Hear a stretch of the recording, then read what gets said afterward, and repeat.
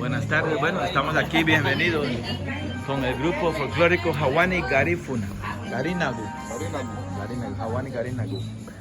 Tenemos a... Valesca. ¿Qué apellido Valesca? Ávila. Ávila. Wendy François. François, de los originales. Eric Marcial. Marcial, de Ajá, los Anorales. Doña Rosa Norales.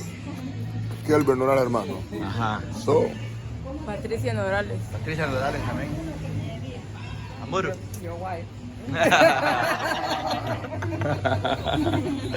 Así es que bienvenido al grupo folclórico Hawani Garinagu, directamente desde la tierra de Dios, Puerto Barrios, hasta aquí por el sur de Guatemala, del Pacífico. Primera vez que pone un pie un grupo cultural garífuna aquí de este lado. Desde hace años cuando apareció el grupo Batachá, pero ese no era grupo folclórico, ese era grupo de salsa caribeño. Ellos venían a tocar a Mazatenango.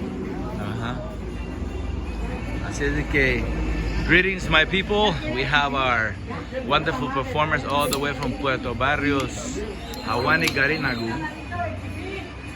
These are performing group that come all the way from Barrios, and they perform all over the